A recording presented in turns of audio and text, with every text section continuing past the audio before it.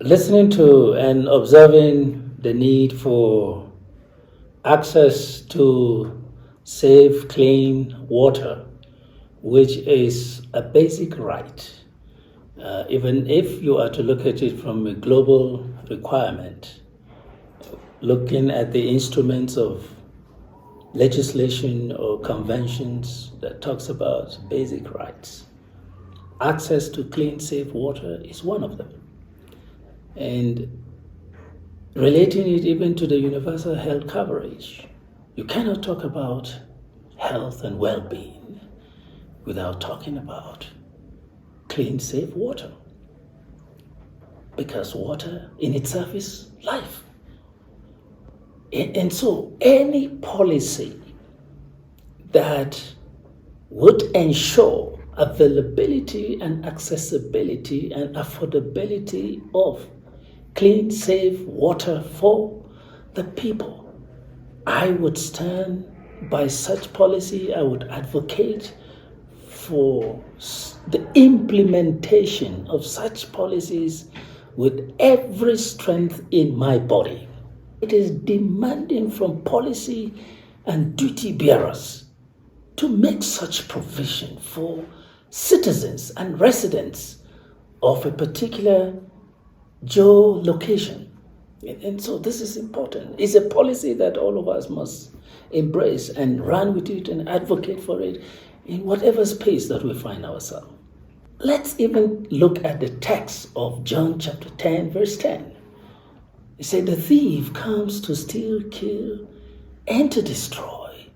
But I have come that you may have life and have it to its fullness. Just look at that bit of the thieves.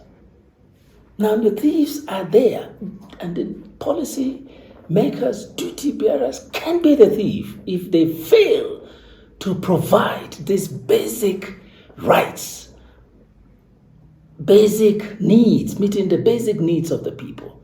But here we are, Christ himself saying, I have come that you may have life and have it to its fullness. Having life to its fullness also talks about provision of water. And so this is very critical. And go even to the Lord's Prayer in Matthew chapter 6, verse 11, where it says, give us today our daily bread. I mean, these are theological texts or foundation for our engagement. And going further, we can talk about Micah chapter 6, verse 8. Say, O ye humanity, what does the Lord require of you? To do justice, to love mercy, and to walk humbly with your God. Now, mercy, compassion, justice, that is basis for our engagement going forward, because availability and accessibility of water is a justice matter.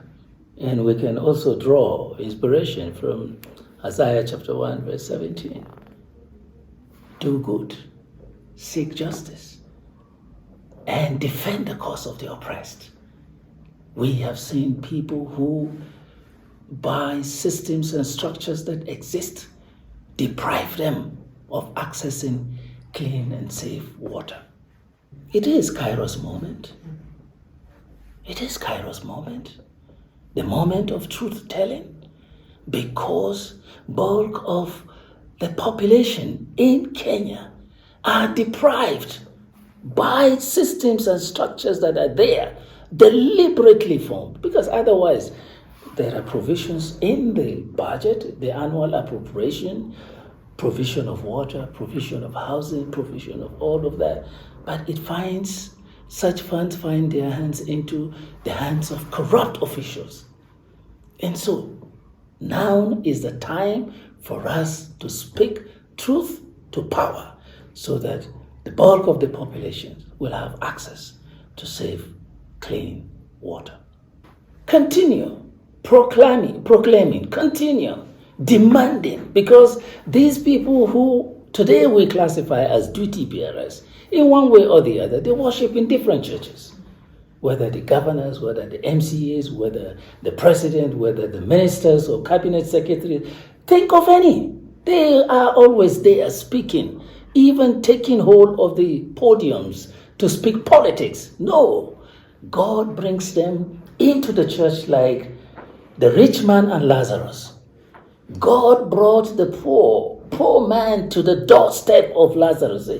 Just take care of this man. If you had taken care of him, probably the rich man would have gained the kingdom of God by just taking care of Lazarus. But he failed to do that.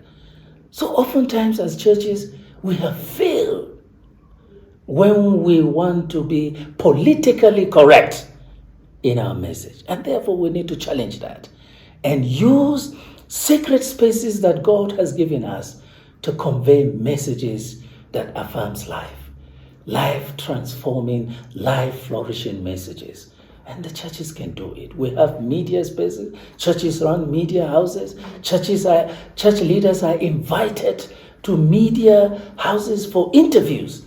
The churches must utilize these spaces to bring this message, to ensure that this policy is implemented to the fullest.